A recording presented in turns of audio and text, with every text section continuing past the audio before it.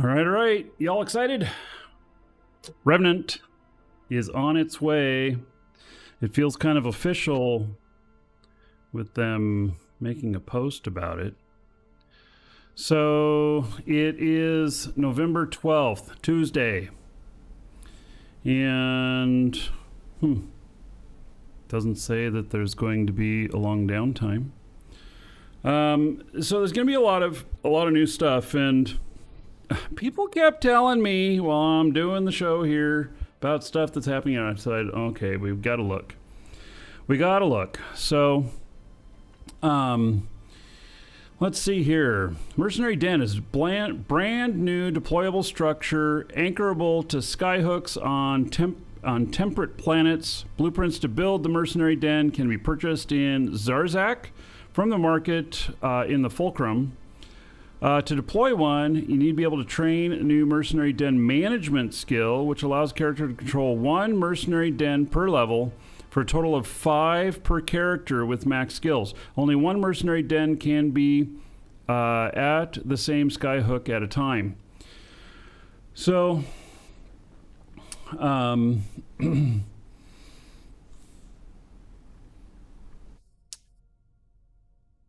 so let's see here.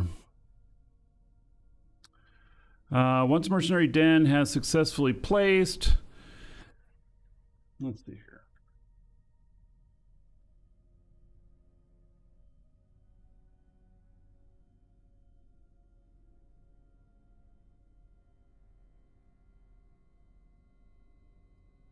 Once Mercenary Den has been successfully placed, it will passively generate encrypted infomorphs every hour. These items can be either sold on the market to other players or taken to Zarzak to exchange for rewards with the Deathless item traders. Those include new Deathless ships, breacher pod launchers, breacher pods, skill books, and exclusive SKINR components. So, breacher pods. Is this going to be an implant that we put in? I mean, I'm just asking this question now. I'm probably going to find out if I just scroll down a little bit more. Mercenary Dens can only be accessed by the character which owns them. However, they are vulnerable to attack. Mercenary Dens have a single 24-hour enforcement timer with the 6-hour jitter, which the owner has no control over. What is a jitter?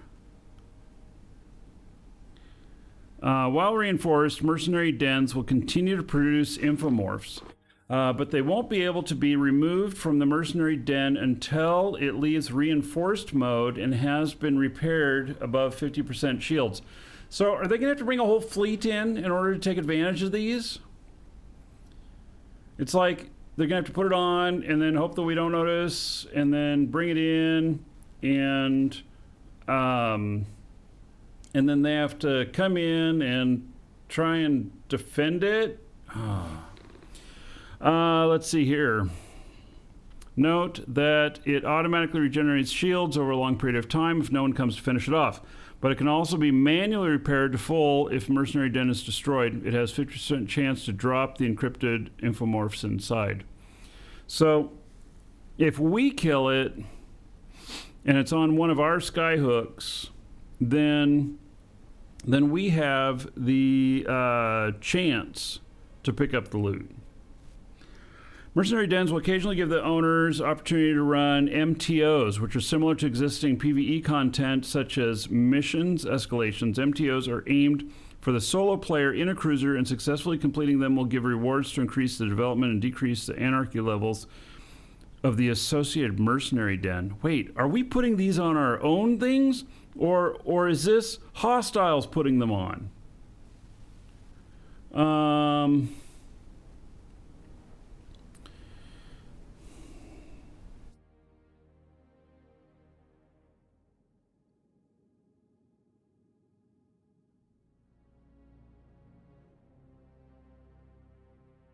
All right, so give rewards, also increase development, decrease Anarchy levels. Shortly after the Revenant, Mercenary Dens will have 2 parameters: deployment and Anarchy.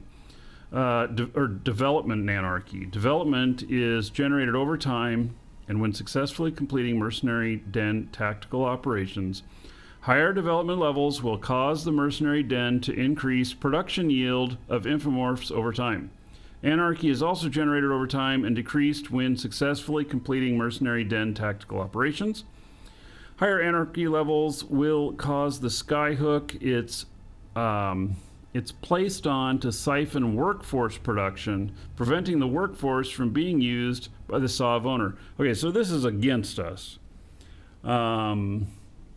So, you know, I'm just looking at this going, you know, what is this thing about you know, running these things? So it's both. You think that we're going to use this on our own stuff? Like, oh, this planet is shit, so let's put a skyhook on it and then put a mercenary den on it and run missions for it? But it's only one person that gets to do that. So, okay. So, is this an equal, like, how we rob our own skyhooks to keep other people from robbing them? Well, I'll just have to see how this is done and who owns them and everything.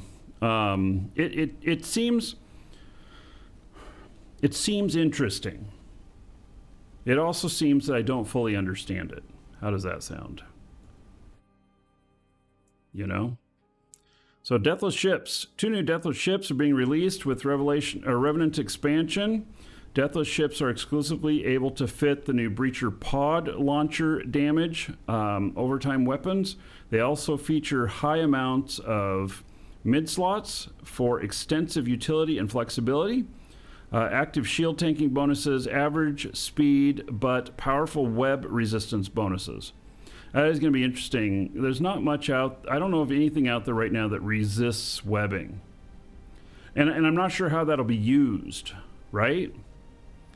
So large drone bays for their class and damage bonuses for... They're going to be drone ships.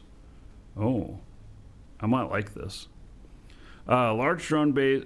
Can you imagine these replacing Vexers? Oh. Large drone bays for the class and damage bonuses to both projectile weapons and close-range missiles, allowing them to do extensive DPS up close, even without Breacher pod weapon. And finally, the ability to fit covert ops cloaking devices. Oh. So, Thalos... This looks like a Minmatar version of the Jackdaw. No, what's the other one? It does look like the Tech 2 cruisers. A little bit. All right, traits. Caldari Destroyer bonuses, 7.5% shield boost amount. Minmatar Destroyer, 5%. To stasis Webfire resistance. Roll bonuses, 150% bonus to small projectile turret and rocket damage. One can fit small breacher pod launcher. Can fit covert ops cloaking device. 100% reduction in cloaking device's CPU requirement. And cloak reactivation delay reduced to 15 seconds. Immune to all cargo scanners. What? Svipple. Yeah, Svipple. There you go. Immune to all cargo scanners. Space trucking, here we come. They're going to be such big targets just because they're immune to being scanned. In high sec. Gank City, here we come.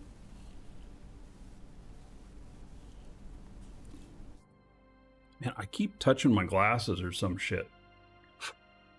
I keep getting something on them. So the Cenotaph. Skill training completed. Kadari battlecruiser bonuses. Shield amount. Minmatar battlecruiser bonuses. Stasis Webfire roll bonus. 100% bonus to medium projectile turret and heavy assault missile damage. 50% bonus to command burst area effect range. 25% bonus to medium projectile turret optimal range and fall off and missile velocity. Can fit 1 medium breacher pod launcher. Can fit covert ops cloaking device. 100% reduction in cloaking devices CPU requirements. Cloak reactivation delay 15 seconds. Immune to all cargo scanners. Again. What are their drone bay capacities? Yeah, so there's let's see here. It doesn't say. Unless it's part of fit. Oh, 50 on here, and drone bandwidth 25, meaning small drones. And then Centaf, so 100, and drone bandwidth 50.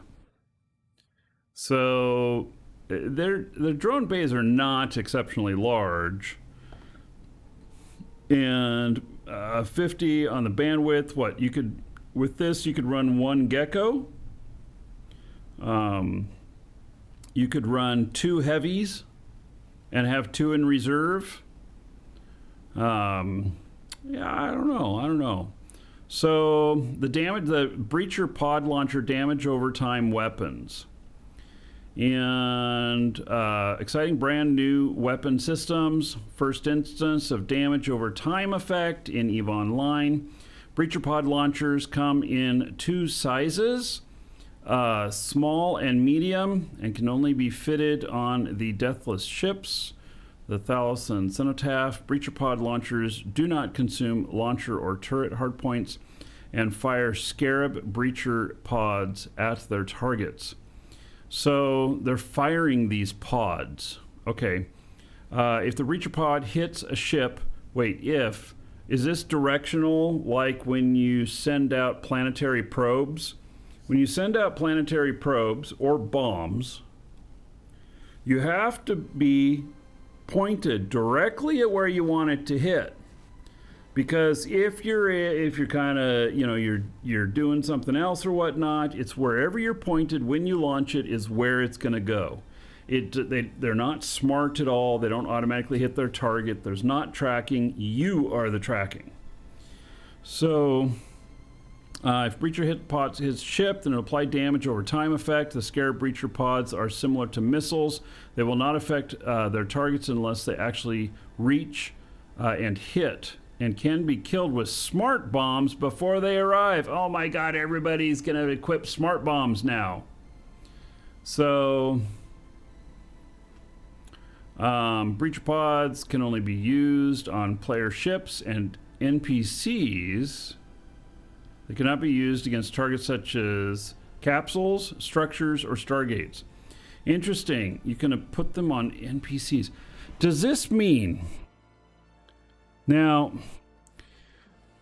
okay, let me just say this here.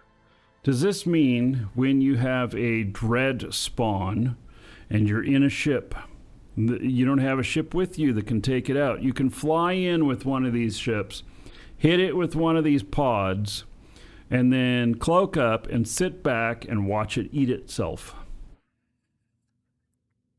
Maybe. Damage over time effect from the breacher pods does not use signature radius or tracking like other weapon systems. Instead, they apply damage every second based on the target's total hit points, raw shield, armor, and whole HP combined, or a flat damage cap number, whichever one of the two is lower. It means that the ship is incredibly high hit points, like a Titan, will always take flat damage cap. But a ship with low hit points will, like a Corvette, will always take the percentage of HP instead. The damage over time effect lasts between 50 and 75 seconds. Okay, so it's not going to work on that. And depending on the user's skill level, once hit, it will not clear until the player leaves the solar system or docks up. It can continue doing damage while the player is in warp or while the player is tethered. The damage over time effect also completely ignores resistances, which means all effects will apply full damage to ships which have used modules like assault damage control and emergency damage control. It can apply damage to rorquals and ships under the effect of panic modules. All right, so player ship can only be affected by 1 damage over time effect at once. Getting hit with additional breacher pods will just add another effect which will take over when the previous one expires. Much like command burst, if there's 2 players shoot the same target with the breacher pod, then the player who has the strongest breacher pod effect will deal damage to the target. The other one will remain inert unless the stronger effect expires. So if you shoot one and you're strong, and then half the time goes by and another weaker one shoots, then it still has to wait for the first one to time out. And when it does, then whatever remaining time is on this other one, it'll continue. Got it. So there could be some gameplay of timing on this, where people are taking turns, rolling through, hitting the targets. I don't know, something like that. Let's see here. Scarab Breacher Pod S. Oh, that's what they look like, huh? Little tiny things. Can we... all right. So, not too much to see here. Okay. 200 seconds, or 200 with max skills. Damage per second. 200 per second. 200 DPS. All right. And this is, 1,000 DPS. All right. And then it can go, what, 50 seconds? Something like that. Yeah. 75 seconds, what they say. Okay.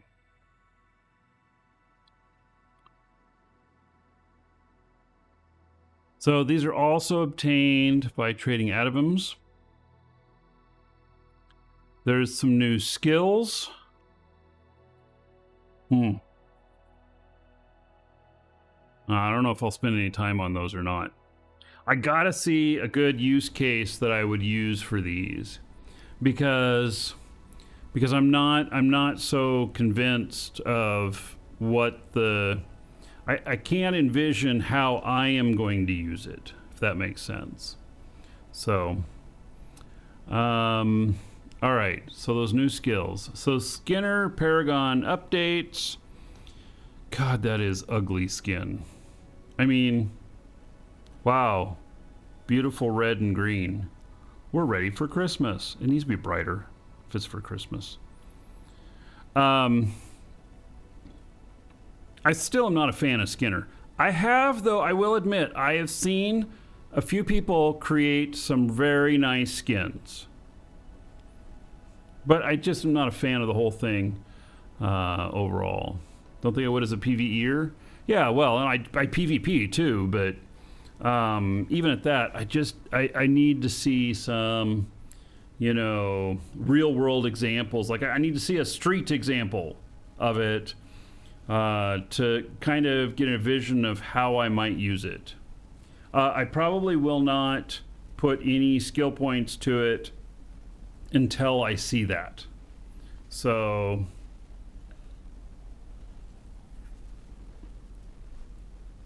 all right, people were screeching about SKINR on CCP stream. Yeah, it's it's SKINR is something that many players asked for, but they should not have been given. But CCP gave it to them. Many times in video games, there are things that players ask for that you should not give them.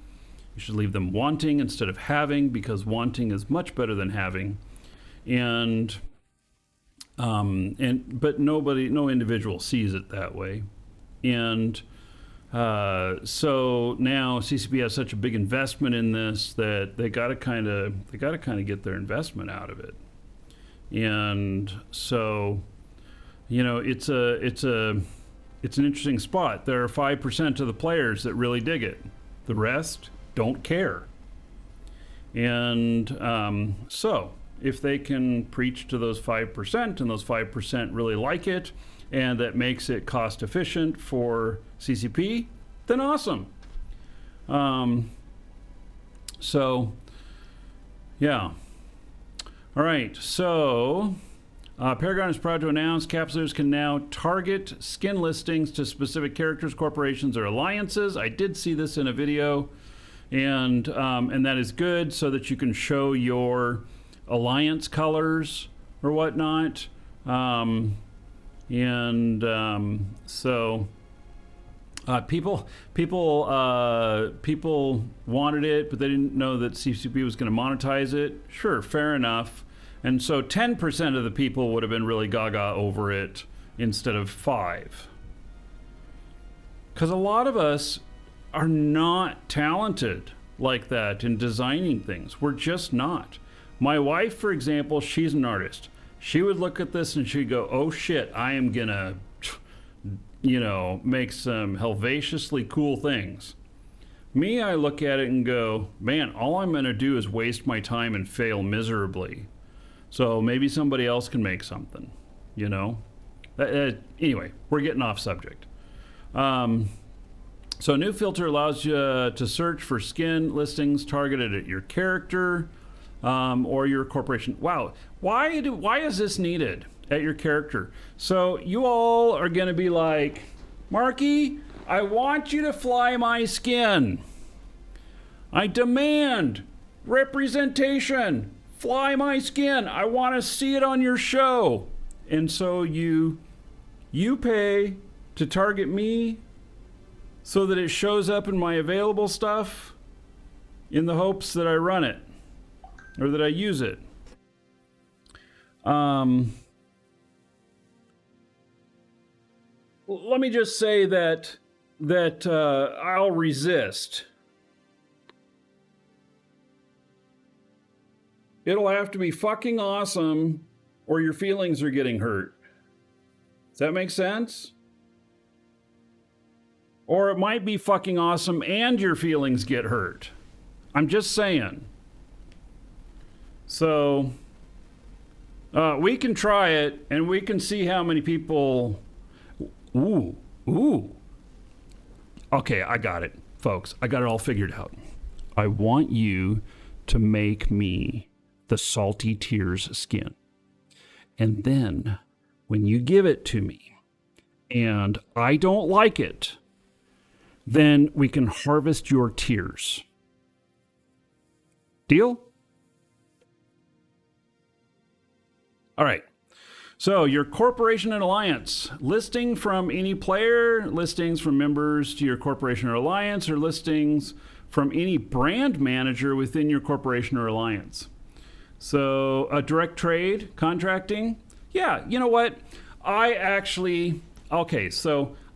will say that if people can contract me their skin creations, CCP gets their share, and you don't care if you're paying however many plex to send it to me or whatnot.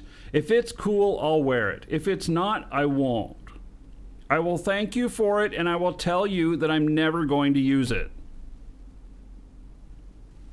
Or, hopefully, there's a preview on it. If there's a preview on it and I can reject it, I can give it back to you and save you your plex. I don't know. I'm not salty at all about this. The SKINR stuff rubs me wrong. It just does, and I can't say why. And I don't have a problem with CCP charging plex to use it or whatnot. That's not what I have issue with. I don't know what I have issue with, though. All I know is that I have this feeling that I don't like it. So what can I say about that? It's weird. It's weird. So looks like Hello Kitty. I will rock a Hello Kitty skin anytime. And if you can build me fucking cat ears, I will wear them on my ship. God, if my daughter hears me say that I'll wear the cat ears, next thing I know, she's going to be in here putting cat ears on my headset here, and then she'll be like, "You said you were going to wear them." And I'll be like, "Yeah, I did. Okay, here they are." Okay, so user interface updates for creating SKINR's listing, my own listing section, skin listing cards, new categories in the Paragon hub for skins for current ship, all skins, corporation, okay, all these things. That's all fine. So brand management stuff, I feel like I'm going to have a hard time reading through this stuff in detail. Because I don't know why I get so worked up over this. I love Eve. I don't like SKINR. I can't explain it. So, elevate your skin designs. And by the way, I have been collecting happily all of the, SKINR components and everything. I've got a shit ton of them. And I probably have some in here that are like, I don't have any in here. I must have redeemed them all. I have on several characters, I do have things that they're rewards or they're things that I earned or drops or whatnot. I've just been collecting them. Some of them are actually worth like over 100 million each. They must be rare. I don't know because I don't use it. But I look at them as a commodity. And I say, okay, I'm going to sell these things on the market eventually. And I would hope that some of the stuff just never appears again. And next thing I know, this little SKINR ball looking thing is worth $1 billion. But I don't know. I don't really know. Yeah, maybe I'm just going to have to get into it.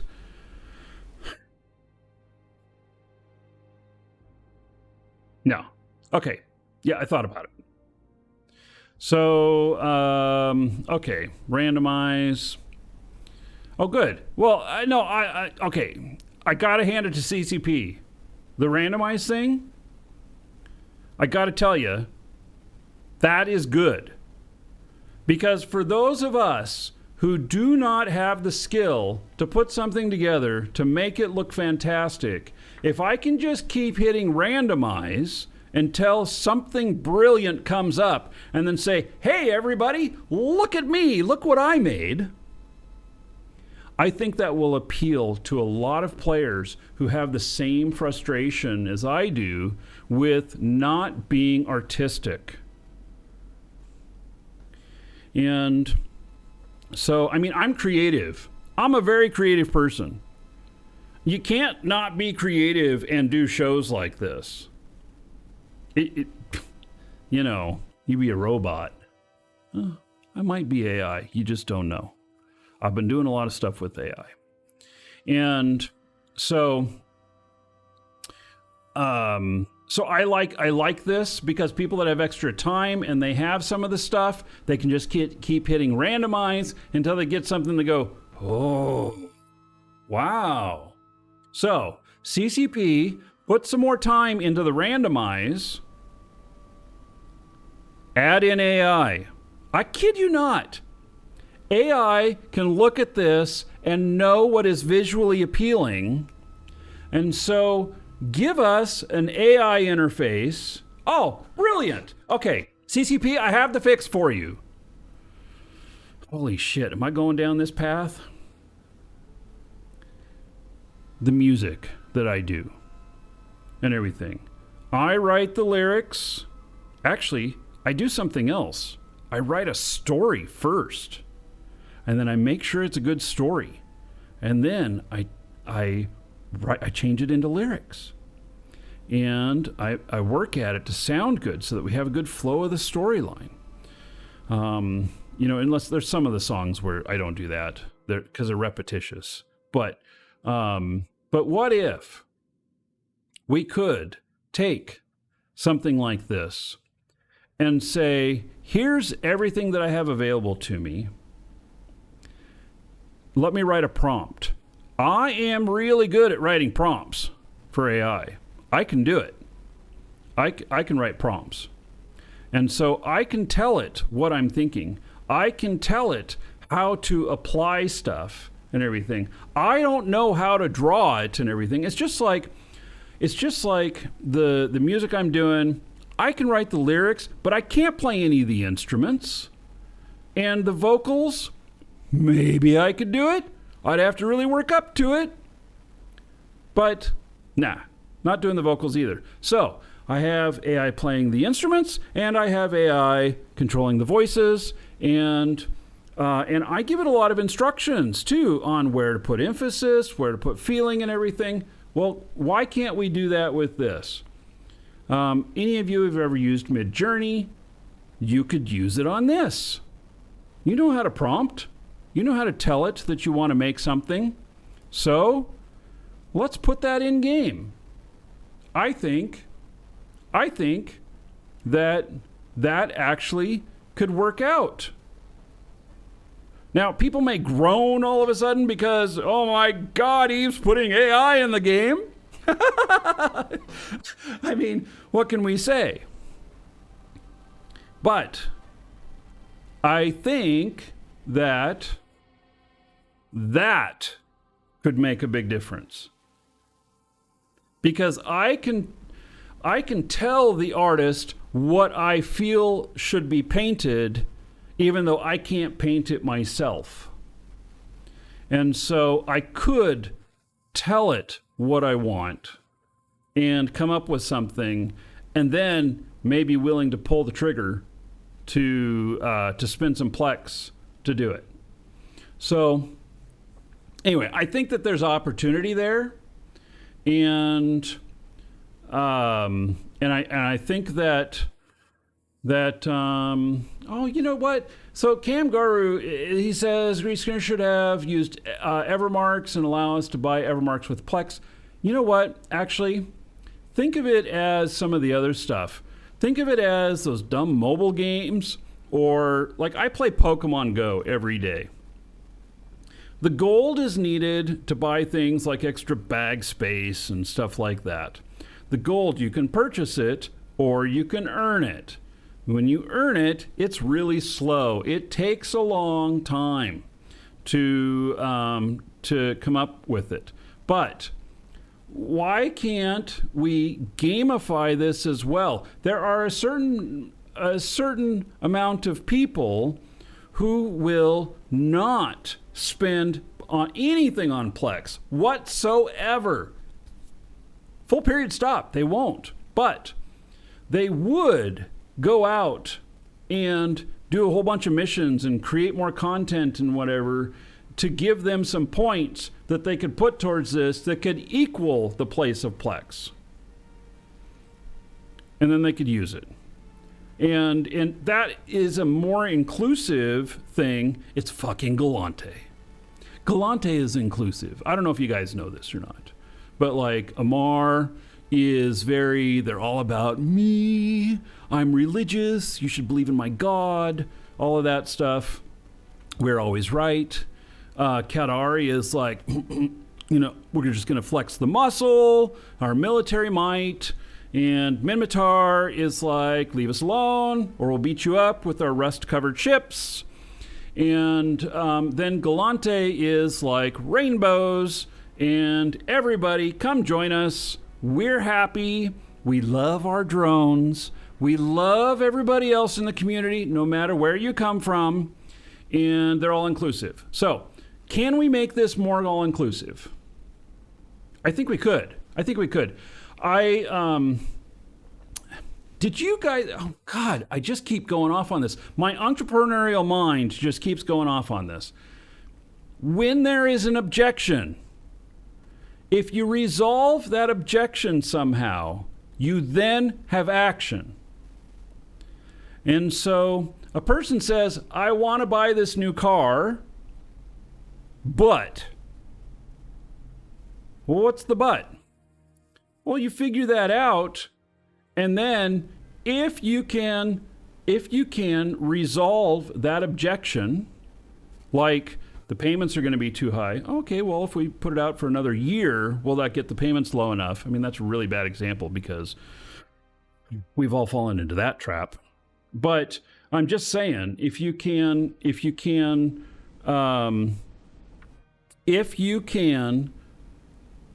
address the objections, then you have something. Because people want this stuff, they just maybe don't want it in the way that it's being presented to them. All right, new patterns for SKINR. I'm continuing on. I went down that rabbit hole. I'm sorry, we all got dirty. It was in the dirt. Celebrate the expansion, over 40 new patterns have been added. These can be found through gameplay in various locations around New Eden. All right, so we don't have to buy them. Woohoo, we can loot them.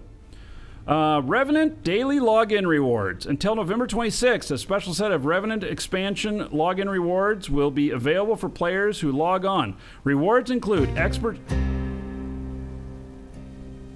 It's a raid! What?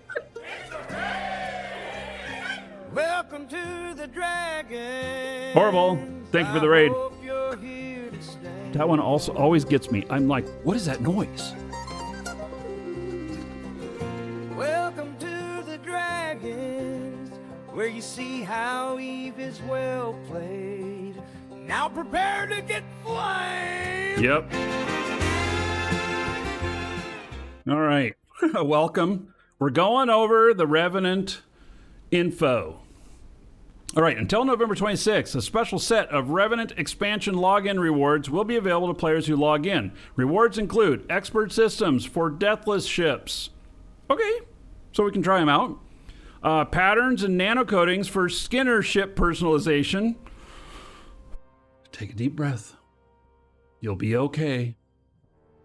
Up to 450,000 skill points and 10k of Evermarks and boosters. All right, folks. Did I show you? Yes, I showed you this the other day. But let me just explain something here. All of you who are alpha, pay attention.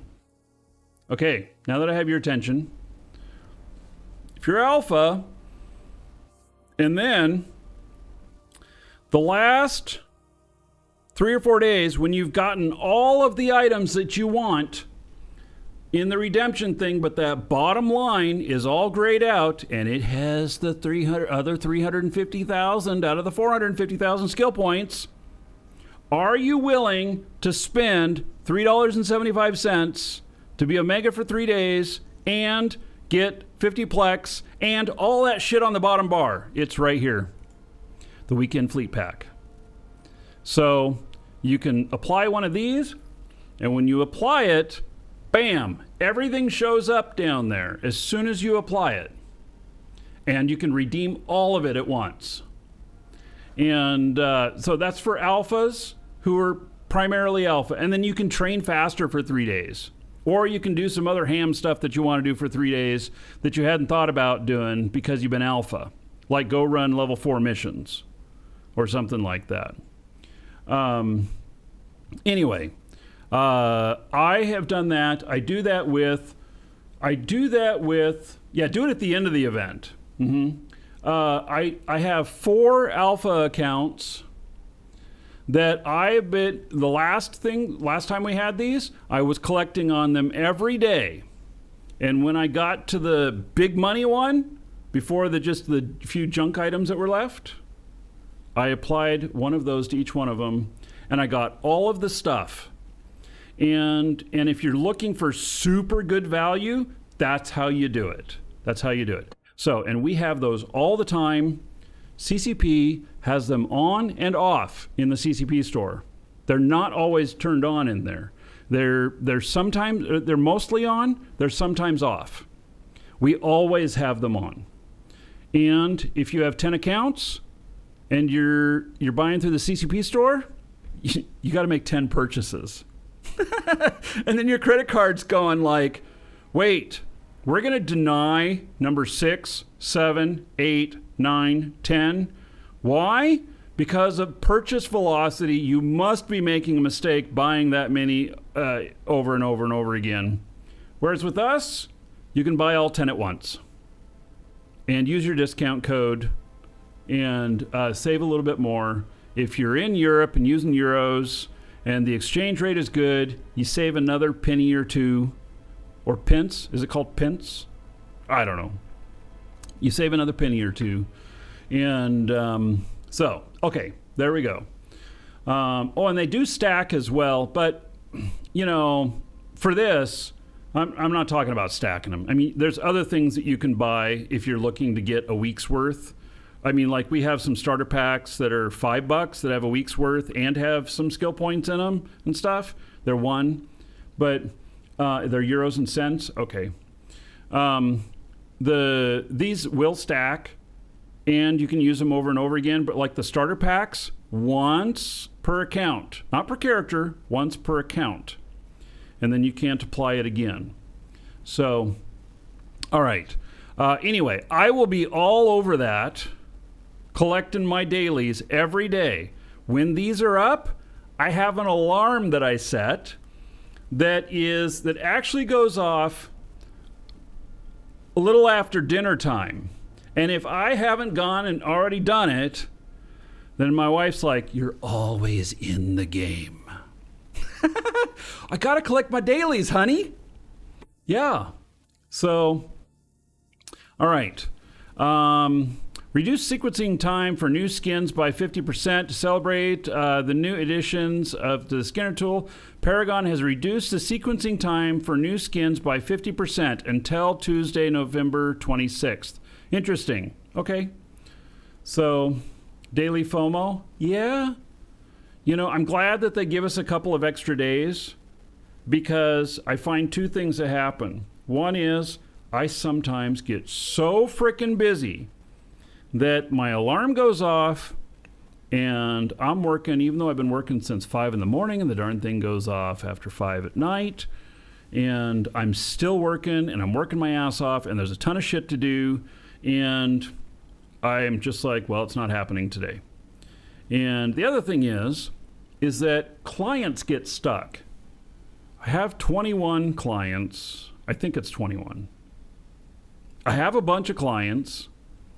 And very occasionally, it will say it's loaded, but it never comes up on the screen. And so then, you know, and I like sleep my laptop at night or whatever, and then I load up again, and I'm like, why is my fan running so much? And then I look, and I'm like, it says there's an Eve client running, even though I can't see it. So I find which one it is, I kill it, I reopen it, and I have missed collecting because of that a few times, because I'm not. Oh, my cat. He jumps on the table and it sounds like, you know, something really big happening. And then he's just coming over here. What do you think, Shimu? Yep. All right. So, all right.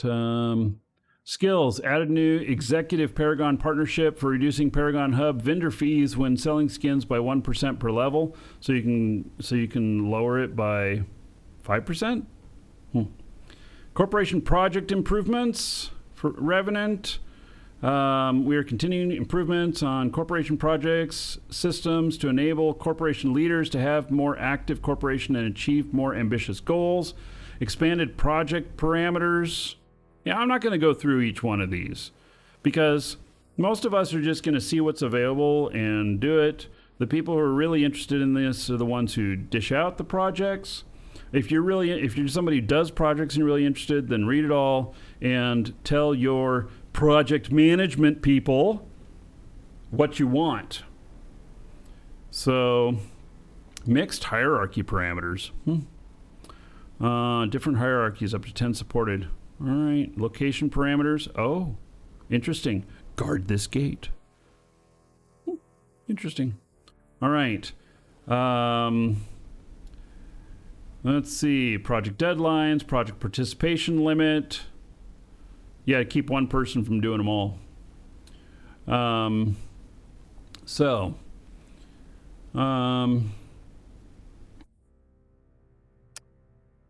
So the information window for ships has been redesigned for both emphasis to the hull's uniqueness while improving usability. With more streamlined layout, players will be able to find the information they need more intuitive, immersive form. Interesting. Okay, let's look at the current one.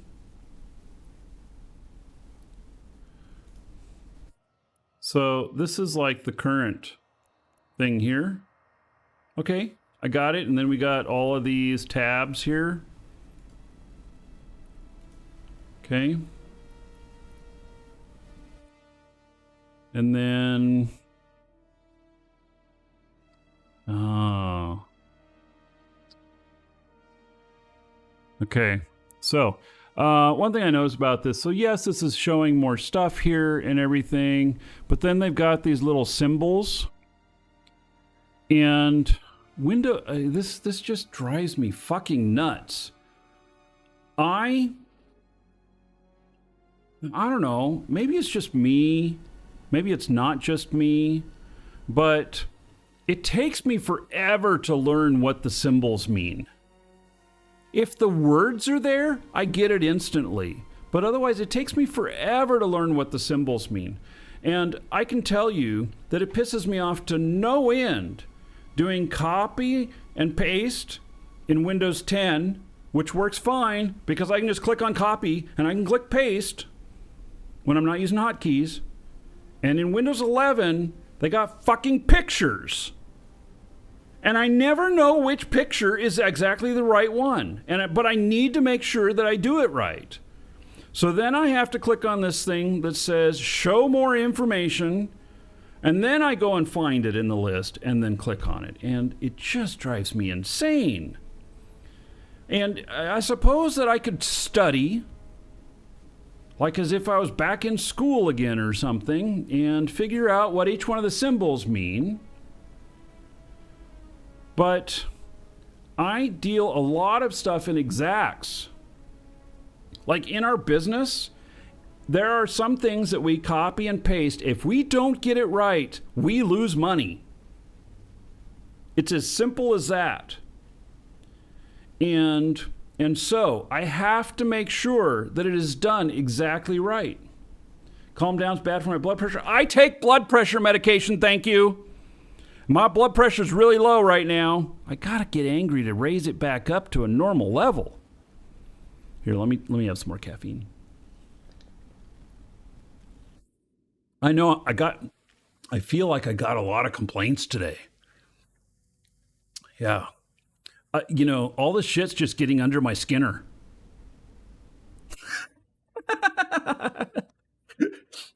That's what it is. It's getting under my SKINR. That's exactly what's happening. The only thing that would be worse would be camel fleas invading your armpits. That would be worse. A song about SKINR? Oh my God, it's going to be such a bad song. I don't want to immortalize my disfavor for SKINR in a song. And I certainly wouldn't want to have it go viral with the EVE community and have everybody playing it. Because I don't want to be that negative towards EVE. Not in a lasting manner. So, I'm okay. I think that the SKINR system, can they do things to make it feel a whole lot better and everybody like it a lot more? They probably can. So, but when I put it into a song and that song then lives forever on its own, I don't know. I don't feel good about that. So I have a hard enough time with the 30 billion in the hold song because it's downright mean. Yeah. It's downright mean. So, okay, we're going to continue on. The window retains the old functionality while adding ship display, compact mode, immersive editions, overview tab. Okay, compact mode. So is this compact mode? Because if uncompact mode means that it'll show me the words, I'll be happy. I'd be happy with that. I'll be okay. Immersive editions, in-universe information on ships, designer, attributes, quotes related to hull have been added to flesh out its place in New Eden. Some history, some lore. Overview tab, attributes tab, skill tab, fitting tab, variation tab, SKINR tab. Yeah, I don't need to know the symbol for that one. Glorified mutaplasmids and mutaplasmid residue. All Abyssal modules can now be reprocessed into mutaplasmid residue. We got recycling. This means a module that you can mutate that don't have the results you were hoping for or aren't able to sell are still useful. Mutaplasmid residue can then be used in new blueprints found in regular Abyssal content from Concord Rogue Analysis Beacons to create 169 new and improved glorified Abyssal mutaplasmids, which are more powerful versions of the existing mutaplasmids found in game. Just keep rolling. I like it. I like it. That sounds great. And I honestly mean that. I don't do this, but I think that sounds really great. Yeah. So, all right. We gotta have some good news after SKINR. It's just how it goes. In meetings, company meetings especially, one of the methods that I use is we talk about the shit at first. The stuff that's uncomfortable, that nobody wants to talk about, that people are embarrassed about or whatever. And then, into the meeting, we talk about the successes we've had, about the wins, about, rah. And everybody leaves the meeting feeling amazing. And they all know more about SKINR, even though they didn't want to hear about it. So, balance changes. I heard something about this. Marauders, 100% bonus to shield extender hit points removed. What? 50% bonus to armor plate hit points removed. What? 5% additional bonus to reinforced bulkhead hit points removed. I hope you're giving us something too. Marauders will continue to be incredibly dominant in all areas of space, so removing the bonuses which provide additional hit points to buffer modules to fit them. The intention here is to focus them more around specialization of large bonuses to active tanking. Since active tanking requires capacitor heat or module management, the hope is that this will increase the skill floor and make them harder to use as ships of the line and more difficult to multi-box efficiently. God, I feel like now you put us down with SKINR, you raise us back up with mutaplasmids, and now I want to cry over my Marauders. Varger, fall off bonus reduced from 10% per level to 7.5% per level. CPU output reduced from 625 to 600. Even with the above adjustments to all Marauders, the Varger still stands out as the worst offender amongst them. It is currently the #1 highest damage ship on average on all kill mills in null security and wormhole space. So, we're cutting back a bit off the fallout bonus to reduce projection with autocannons and then also reduce CPU output. In the Viridan expansion, we added a 6th low slot to the Varger, which actually increases its fitting ability by allowing it to fit an additional coprocessor. Modules which inadvertently made the fitting multiple X slabs, I don't know what that is, much easier and viable despite us reducing the shield boost per level it had. Absolution. Oh, that's Absolution's that.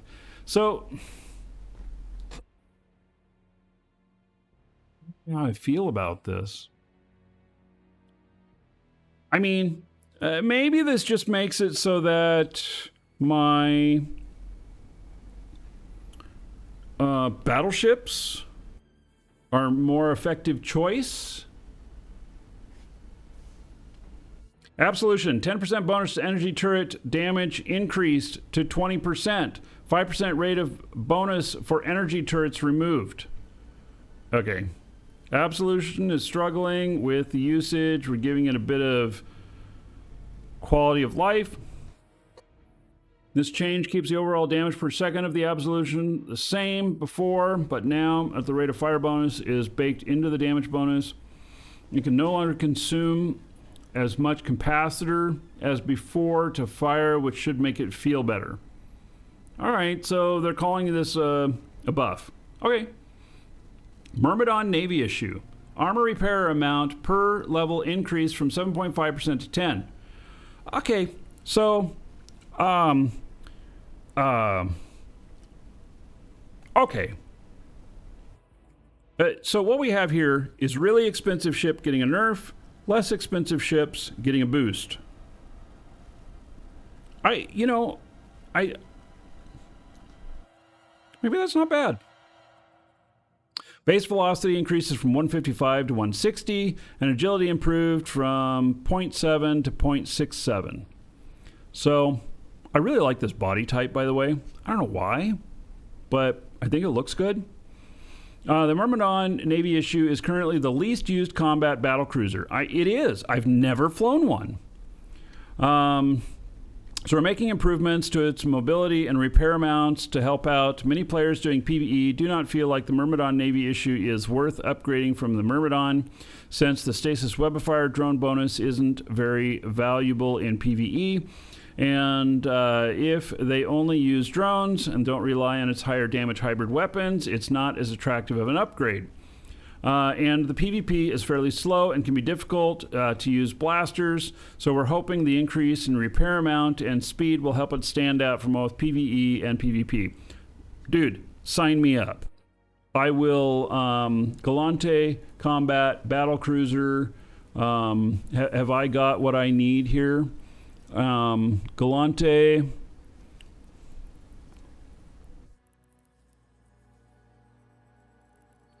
I think. I don't know. Maybe I need to look at this other screen.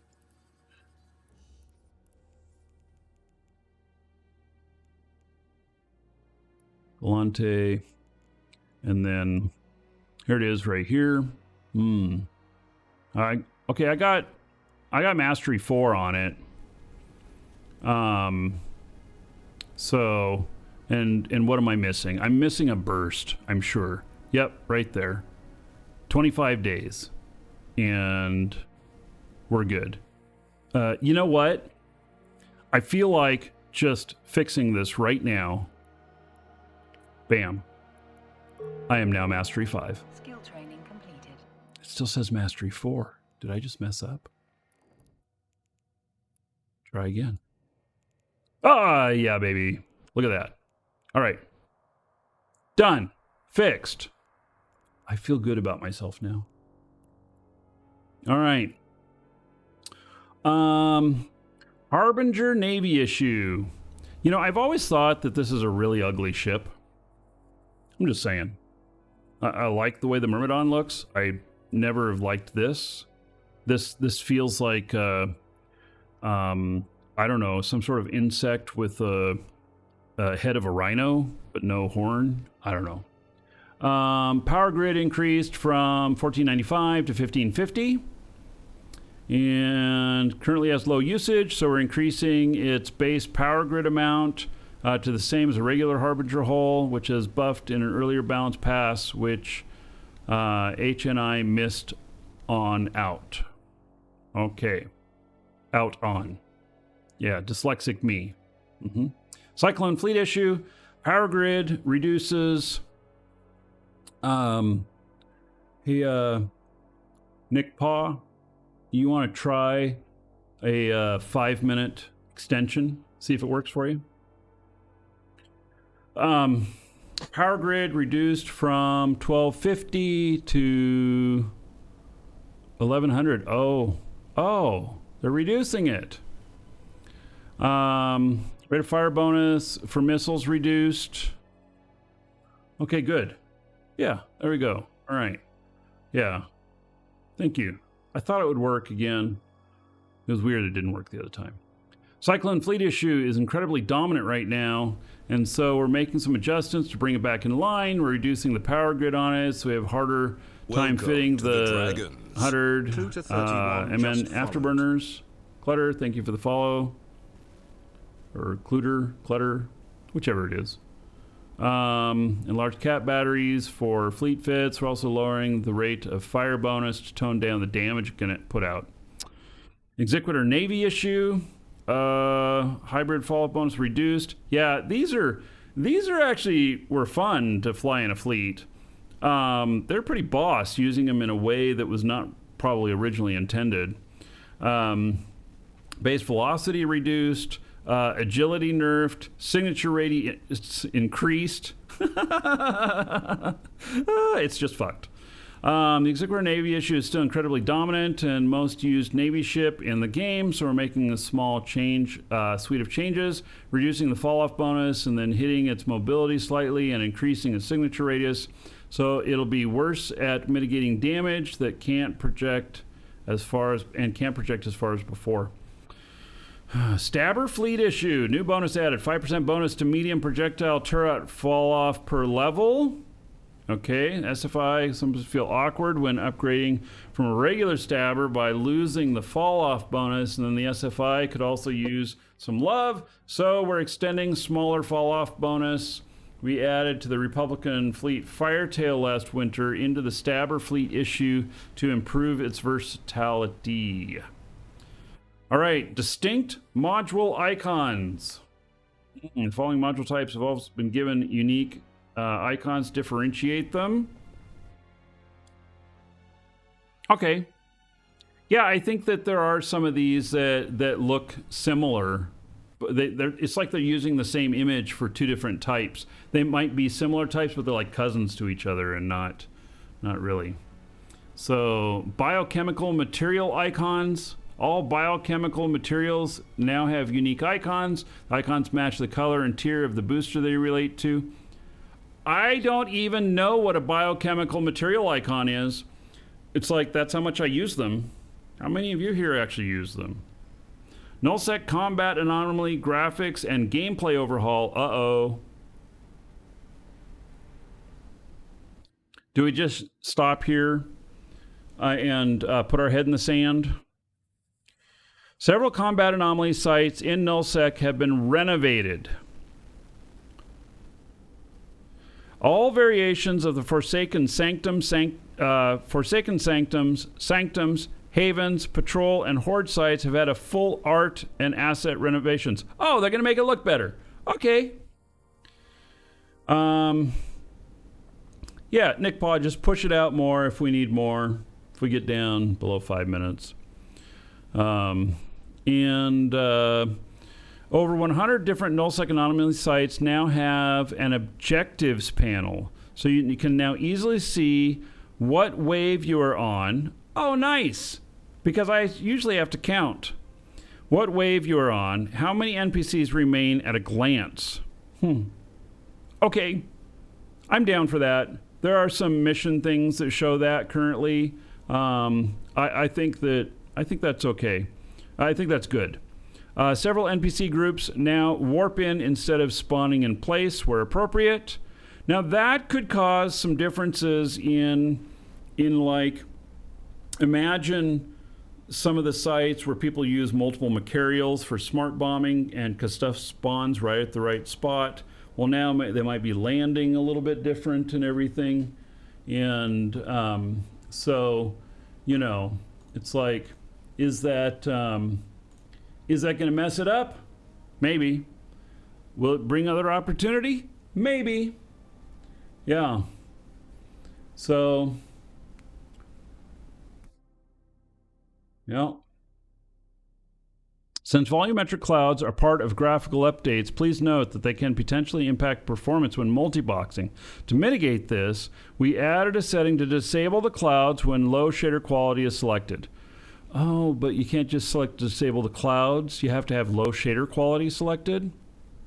All right. New rogue drone relic sites have been added. What? That sounds interesting. 4 relic sites have been added in rogue drone nullsec. What? Allowing intrepid explorers the opportunity to find and discover ancient salvage materials and other valuable rewards. Yeah, I think primarily we have just we have the other sites instead of the relic. God, why can't I remember what they're called all of a sudden? But you know, Pochven.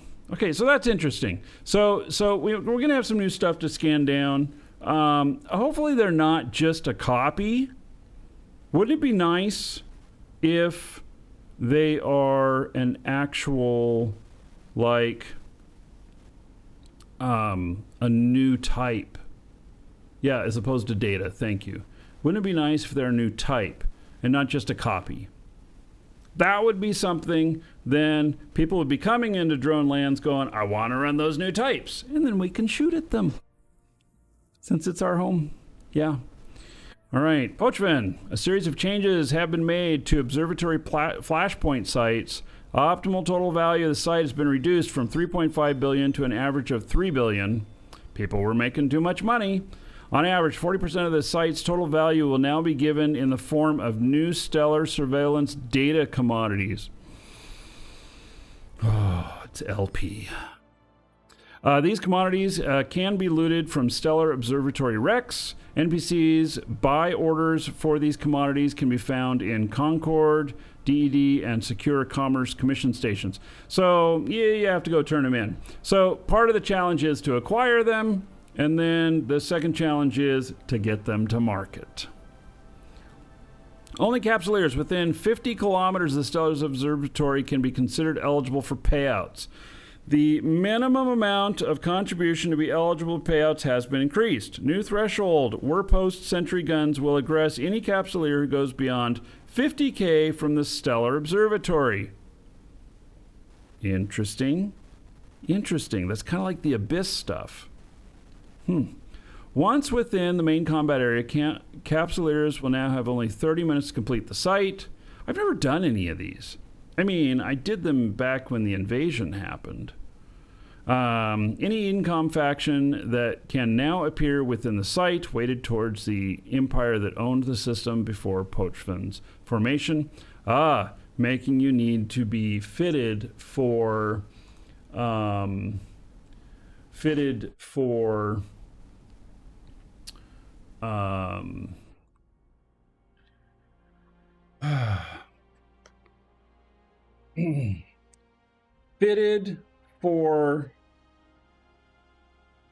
multi.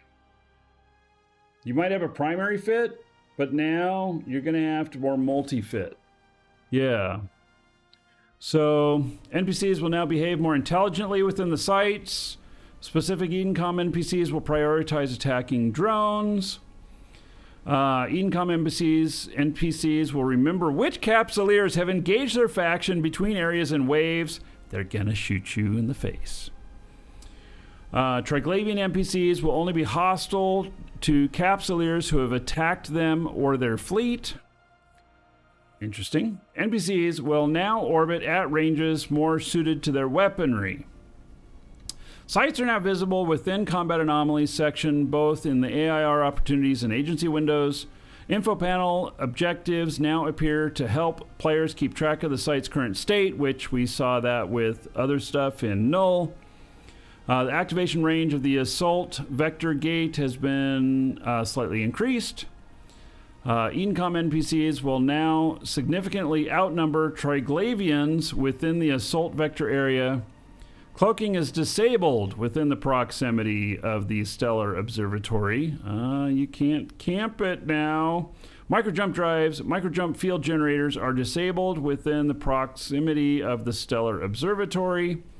Warp drives are disabled while within proximity of the Stellar Observatory. You know,